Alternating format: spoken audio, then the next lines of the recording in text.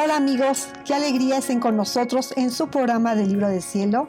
Les damos la bienvenida el doctor Salvador Tomasini. Hola amigos. Alejandro Carrega. Hola, buenas noches. Y su servidora Elvi Carrión.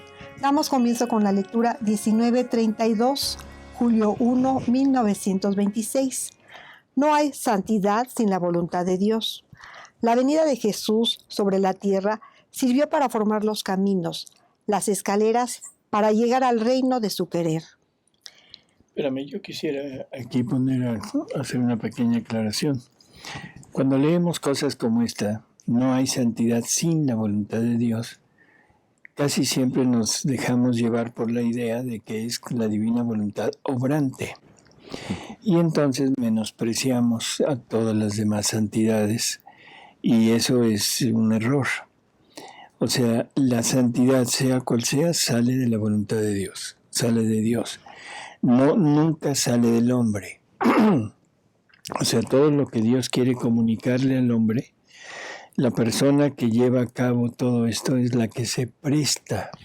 O sea, el mérito de la persona es prestarse a hacer lo que Dios le está comunicando. La santidad de la pobreza, la santidad de la predicación, la santidad del victimado, del sacrificio, todos los méritos y todas las gracias y todos los dones que se necesitan para eso salen de la voluntad de Dios. Así que no importa cuál sea la santidad, toda es salida de la voluntad de Dios. Ella concurre con la persona. No confundirlo con esta santidad que nos quiere comunicar, que es un poco más de lo que ha comunicado hasta ahora, pero que también está dentro de la divina voluntad. Es nada más esa pequeña aclaración, ¿no? Porque luego somos dados a decir entonces la santidad de todos los santos no es realmente, no es santidad, no, sí es. Y hay santidades muy grandes dentro de los santos que conocemos y quizá de los que no conocemos. Sí, una entrega total. Así es. Entonces, y todo lo que ellos hicieron salió de la voluntad de Dios. Lo único es que no salió de la voluntad de Dios obrante. Nada más. Bueno, ahora sí. Gracias, doctor.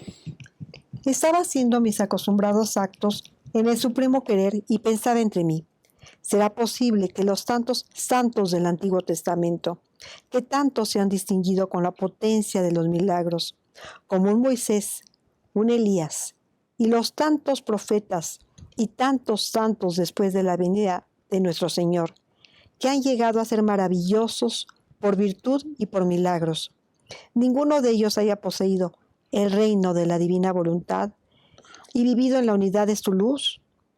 Parece increíble. Ahora, mientras esto pensaba, mi dulce Jesús ha salido de dentro de mi interior y estrechándome a él, me ha dicho: Hija mía, no obstante es verdad que hasta ahora ninguno ha poseído el reino de mi voluntad, ni gozado toda la plenitud de la unidad de la luz que ella contiene. Creo que ahí está la respuesta, ¿no? Ninguno lo ha poseído, el reino, ni nadie ha gozado la plenitud de la unidad de la luz con ella, con la divina voluntad, ¿no? Uh-huh.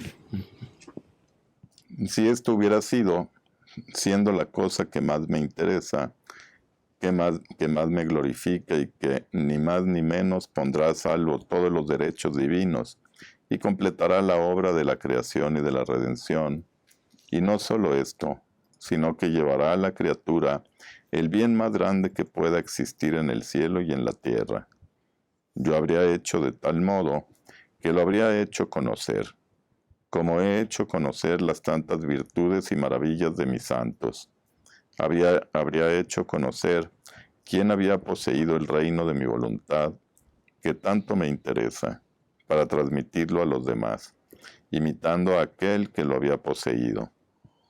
Ahora, los santos del Antiguo Testamento se encontraban en las mismas condiciones de Adán, que faltaba el divino reparador, que mientras debía unir nuevamente la humana y la divina voluntad, debía pagar en modo divino los débitos del hombre culpable.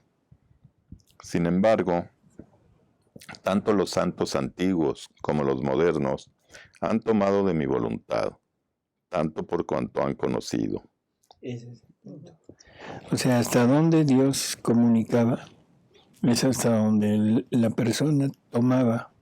Y los que lo llevaron al grado supremo, o sea, al sacrificio heroico, a la conquista heroica de las virtudes, entonces cumplieron ese punto y entraron dentro del terreno de la santidad humana. Pero no se les había comunicado la voluntad divina obrante en la criatura. Y ahorita también hay ese tipo de santos, aunque ya esté la divina voluntad, y sí, pues, o no sea, es culpa de ellos no conocer la divina voluntad o no creer la divina voluntad si ya la conocen. por eso hay muchos que no la conocen y que, bueno, siguen su camino de santidad, ¿no? O sea, yo me imagino a todas las órdenes religiosas, los verdaderos religiosos entregados, las religiosas, los monjes, y que están entregados en cuerpo y alma a su, ¿cómo se dice?, a su camino. Están en un camino de santidad humana, sí. Ahora, todos aquellos que no hayan querido aceptar la divina voluntad, yo pienso que también ellos que sigan en su camino y están bien. Hay muchos laicos y sacerdotes que tienen o tenían un grupo de alguna cosa, de alguna espiritualidad que hay dentro de la iglesia, que han conocido la divina voluntad, que han medio entendido, pero no han podido no renunciar, sino cambiar su centro de vida de lo que hacían a lo que Jesús nos pide ahora. Entonces no se ha entendido y bueno, yo creo que no son culpables, ¿no? Simplemente seguirán en su punto.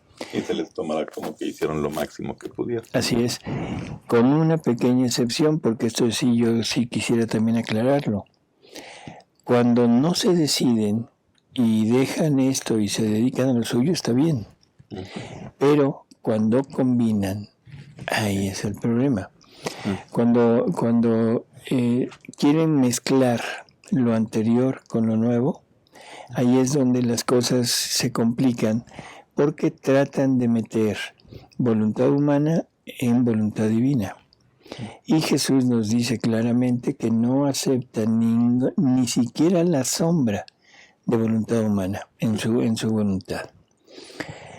Y lo peor es que lo transmiten.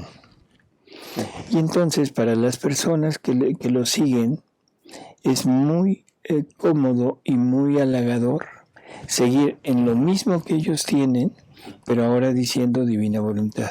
Sí. Y tratar de que una persona de este tipo de grupos, de este tipo de seguimiento, entienda qué es la divina voluntad, resulta una misión imposible. Sí. Se aferran totalmente a lo suyo. Bueno, quizá no sea mucha culpa, porque según ellos están siguiendo la verdad, ¿sí?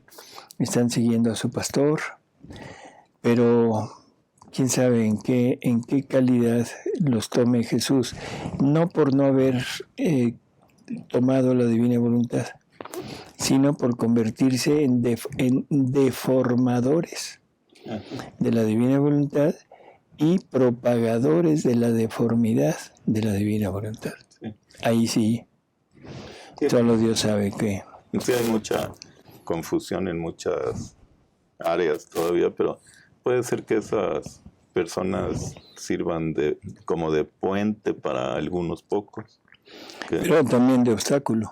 También de obstáculo, pero a lo mejor de un grupo que están muy, muy metidos en alguna devoción y alguien les habla directo de divina voluntad, a lo mejor no quieren oír nada, pero alguien que les habla un poquito de su devoción y los quiere llevar a la divina voluntad, pues a lo mejor ellos no iban a dar el paso, pero con ese puente a lo mejor uno de ese grupo sale beneficiado, él y Dios, ¿no? Son cosas que Dios sabrá. Lo conoceremos el día que nos muramos, ¿no? Sí, sí. Y vamos a decir, pero qué bárbaro, qué equivocado estaba yo al decir todas esas barbaridades. Simplemente yo creo que si seguimos las palabras de Jesús, tenemos más seguridad en lo que estamos diciendo. Sí. Y Él lo dice muy claramente. Mi voluntad no tolera ni siquiera un átomo, ni siquiera la sombra de voluntad humana. Cuando el alma se aferra o se asocia a un grupo y no admite ¿cómo diríamos? Una información total de otra cosa, es porque ahí está su gusto, ahí está su voluntad, que está tomando aquello como lo real, como lo bueno. Eso está bien y Dios lo premia.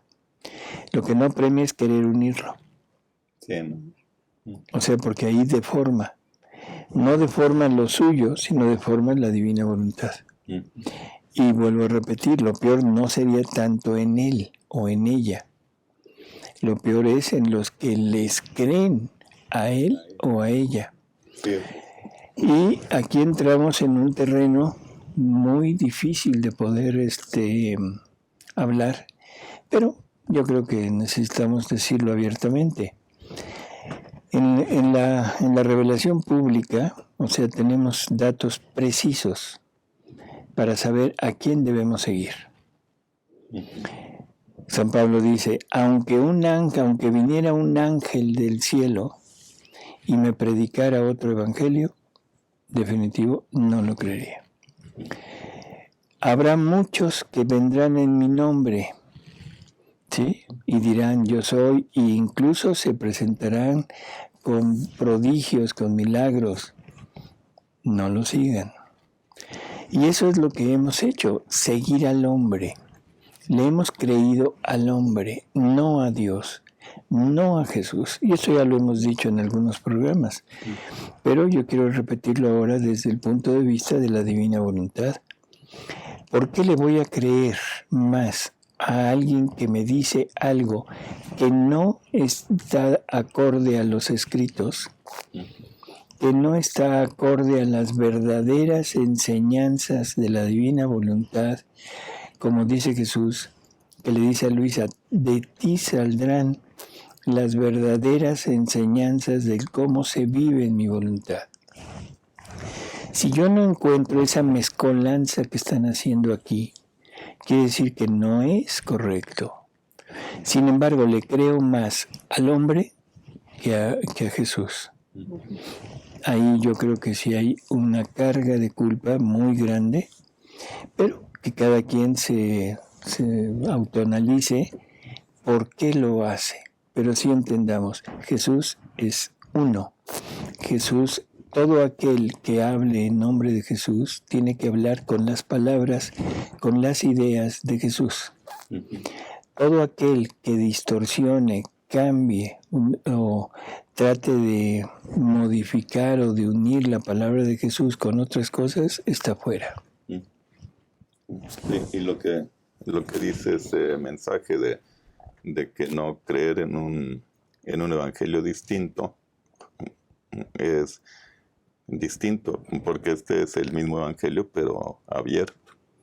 Ah, la divina voluntad. Ajá. Sí, o sea, por eso en muchas ocasiones hemos dicho que los invitamos a comprobar que esto es doctrina de la Iglesia.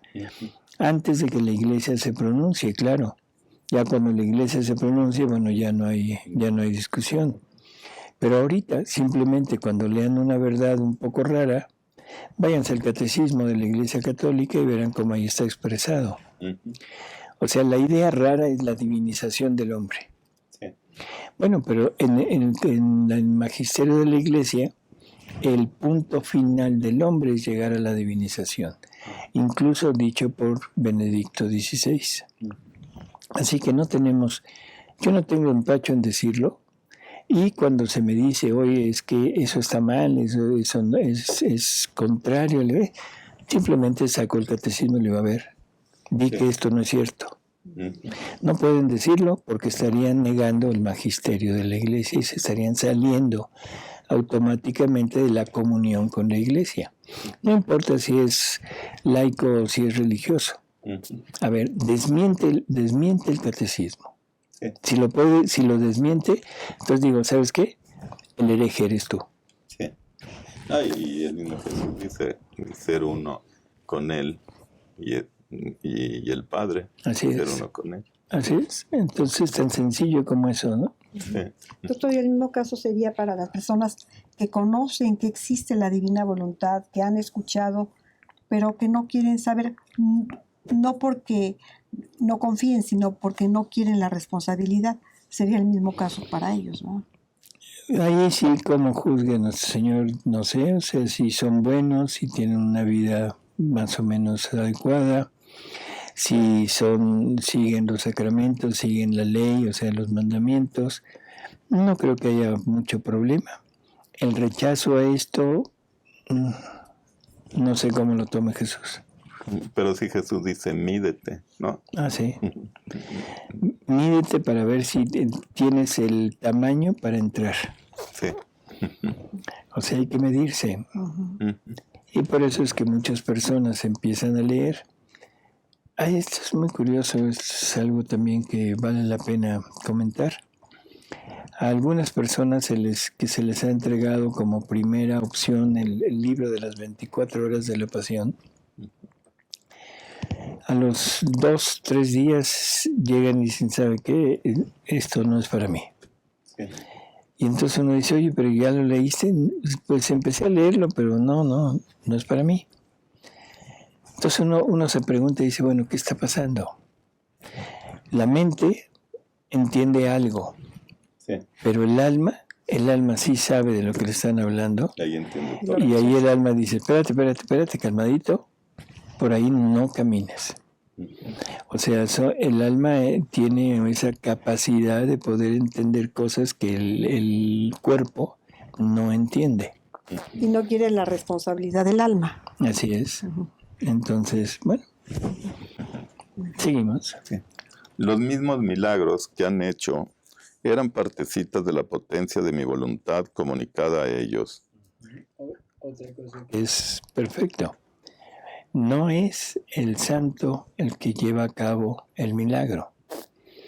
No es nada de la persona, sino es la disposición de la persona para que Dios pueda transmitir a través de ella, y porque así lo quiere hacer para demostrar su poder y demostrar quién es aquella persona que lo está llevando a cabo, y sale la fuerza del milagro, pero no es el santo.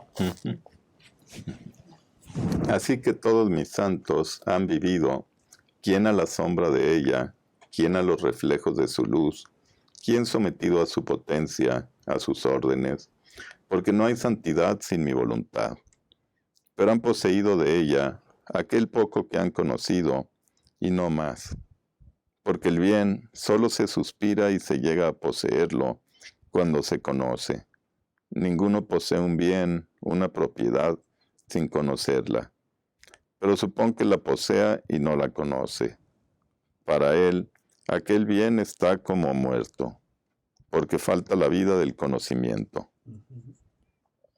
Ahora, siendo mi voluntad la cosa más grande, que todo envuelve y que todas las cosas, desde la más grande hasta la más pequeña ante ella, quedan perdidas, se deberían conocer tantas cosas de mi voluntad, de sobrepasar lo que se conoce de la creación, de la redención, de las virtudes y de todas las ciencias. Fíjate lo que están diciendo. O sea, yo creo que si entendemos esto, vamos a entender que no conocemos prácticamente nada de lo que Dios ha hecho. Sí. O sea, ¿qué entendemos de la creación? Poco. Tampoco que ahora ya nos dejamos convencer de que no somos seres creados. ¿Qué entendemos de la redención? Que Jesús vino por el pecado y que vino a salvarnos. Sí. Y sufrió mucho las últimas 17 horas de su vida. Y pare de contar. No, y por ejemplo, hay una frase en la Biblia que no se entiende, que dice, creo que es Juan el que lo dice, ¿no? Que estas son algunas de las cosas que hizo Jesús, pero si se pusieran todas, no cabrían los libros en el mundo. Y uno dice, pues, ¿qué tanto pudo haber hecho en 33 años? Así es.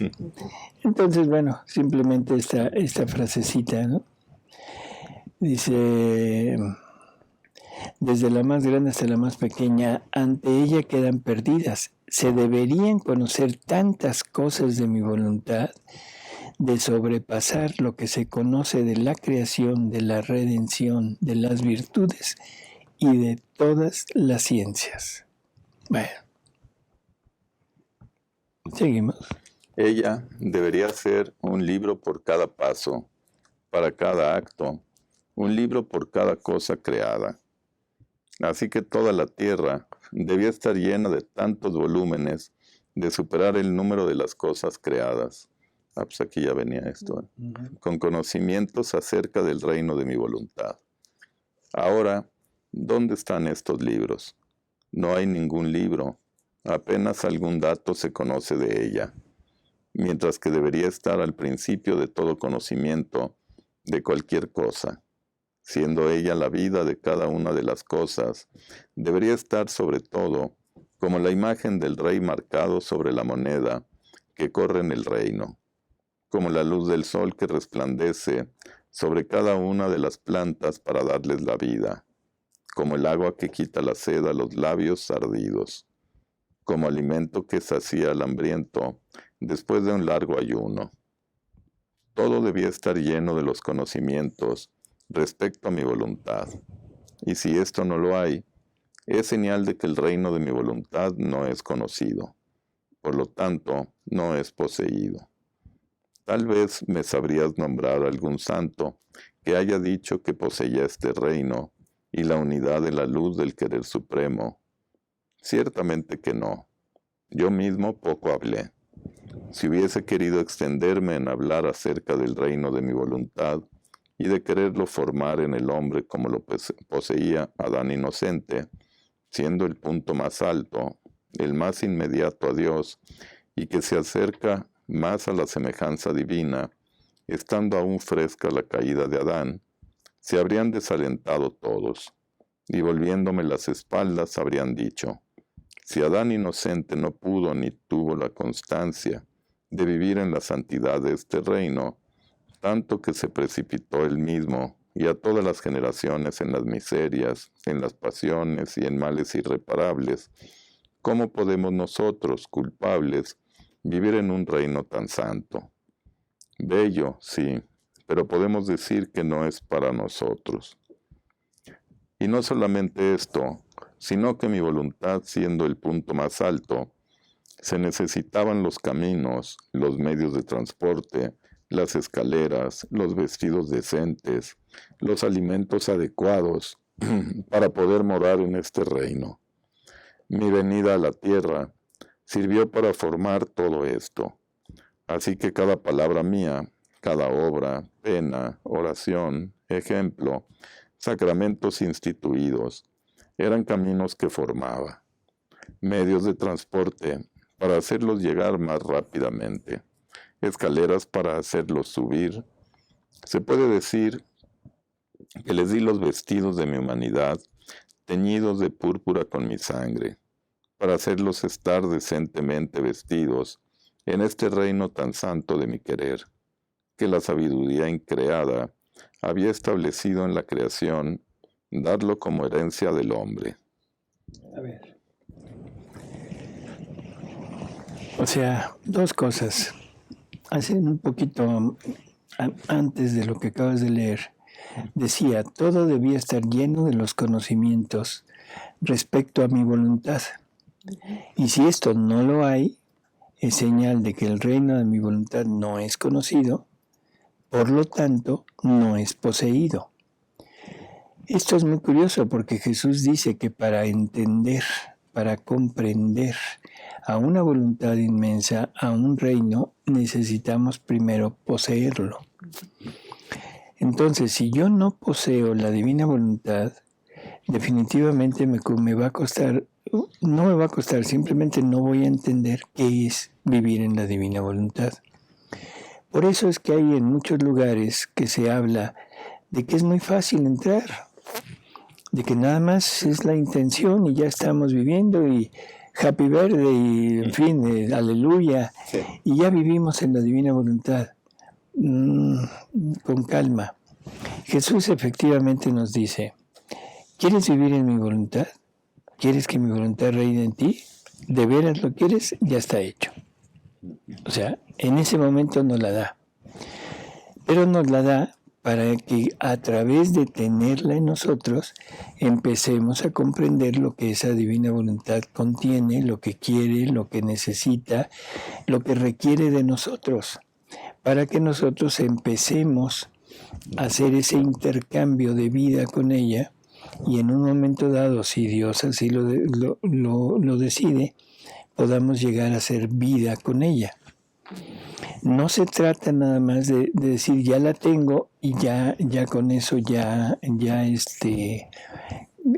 es todo. Eso nos da la idea de que no la han entendido qué es la divina voluntad. Entonces, se tiene, pero por momentos. Jesús dice que nos va dando su voluntad y luego nos la quita y luego nos la vuelve a dar. Entonces, eso no es llegar a ser vida divina, sino es hacer actos divinos. Los ejemplos es Adán con actos divinos, pero no vida, y María con vida divina. ¿Sí? Esa es la primera cosa que quería yo más o menos comentar, ¿no? Tener la divina voluntad es muy fácil, nada más uno se dispone. Pero ya que la tengo, ¿dónde pongo todo lo que traigo adentro? Así es. Es el problema, que lo que tengo adentro está vivo y está luchando por sobrevivir. Así es, exactamente. Y luego, dice, mi venida a la tierra sirvió para formar todo esto, o sea, todo lo anterior, ¿no? Que es los medios de transporte, las escaleras, los vestidos, los alimentos adecuados para poder morar en este reino. O sea, todo lo que tenemos hasta ahora dentro de nuestra iglesia, todo lo que practicamos, todo lo que la iglesia nos da de sacramentos, dones, o sea, gracias, todo lo que recibimos de la iglesia es esto, no es finalidad. Y creo que aquí está muy, muy, muy claro, ¿no? O sea, dice... mi voluntad siendo el punto más... Ya se me perdió, perdón. Aquí está. Y no solamente esto, sino que mi voluntad siendo el punto más alto, se necesitaban los caminos, los medios de transporte, las escaleras, los vestidos decentes, los alimentos adecuados para poder morar en este reino. Y luego... mi venida a la tierra sirvió para formar todo esto. La iglesia sale de la vida de Jesús, sale de las llagas de Jesús, sale del sufrimiento de Jesús, sale de la predicación de Jesús. Y eso es lo que nos está diciendo. Todo es medio. El final es lo que no nos pudo decir. Cuando dice, todavía tengo mucho que decirles, pero ahorita no podéis con ello. No lo puedo decir no por no poderlo, sino porque no era el momento y la humanidad no estaba todavía en posibilidades de poder entender este tesoro que nos deja. Así que yo creo que aquí las palabras son clarísimas, ¿no? Fue como unos pilares para que ya viniera la divina voluntad, que sostuvieron a la divina voluntad, o sea, todos los que vino antes, ¿no? Era el camino, o sea, la santidad humana, vamos a decirlo en forma genérica, la santidad humana era el camino. La meta la teníamos como prefijada en Jesús y en María. O sea, esa era la meta. Pero no teníamos todavía el último escalón de esa escalera hacia esta santidad. Nos faltaba el último escalón. Y ese último escalón era toda esta revelación, que es lo que nos permite entrar a vivir en esto. Y nos faltaba Luisa. Porque gracias a Luisa, gracias a que ella se dispone, a que ella lleva a cabo todo lo que Jesús le pide y es fiel hasta el final, gracias a eso el reino se transmite a ella vive y muere con ese reino, queda fundado el reino ya para todos y gracias a eso nosotros nos podemos adherir a ese reino. Seguimos. Por lo tanto, si poco hablé acerca de esto, fue porque cuando yo hablo a tiempo y a circunstancia, en la cual debe estar encerrada en mi palabra la necesidad y la utilidad del bien que contiene. Así que en vez de hablar, hice los hechos y me reservé el hablarte a ti acerca del reino de mi voluntad. Ahora, ¿cómo podían poseerlo si no tenían un pleno conocimiento de él? Por otra parte, tú debes saber que todas las manifestaciones que te he hecho sobre él, sus prodigios, sus bienes, lo que conviene que haga el alma para poderse establecer en este reino, mi misma voluntad expresa que quiero que el hombre regrese a mi reino. Y como todo lo he hecho, la creación, la redención, para que entrase en posesión de mi reino perdido, son vínculos de transmisión, son puertas para hacerlo entrar, son donaciones que hago, son leyes, instrucciones de cómo vivir en él, inteligencia para hacerlos comprender y apreciar el bien que poseen. Si todo esto faltaba, ¿cómo podían poseer este reino de mi voluntad? Sería como si un individuo quisiera pasar a vivir en otro reino sin pasaporte, sin conocer ni las leyes, ni los modos, ni el dialecto. Pobrecito, sería inaccesible su entrada, y si como intruso entrase, se encontraría tan incómodo que él mismo desearía salir de este reino, del cual nada conoce. Yo creo que esto a todo el mundo nos ha pasado, ¿no? Sí. Cuando llegamos a un país que no conocemos el idioma y que no vamos con nadie que nos pueda servir, admiramos todo lo bonito, los monumentos, los edificios, el lugar, los paisajes, pero llega un momento que dice, ¿saben qué? Yo ya me voy, ¿qué estoy haciendo aquí? ¿Sí? Lo mismo pasa con esto. O sea, aquí se admira el paisaje, se admira lo bonito, se siente, pero como no conocemos el idioma, definitivamente no entramos. El día de hoy, hablando con una persona, me decía que los libros los tuvo, pero cuando terminó, los donó. Y entonces le dije, señal segura de que no entendiste nada.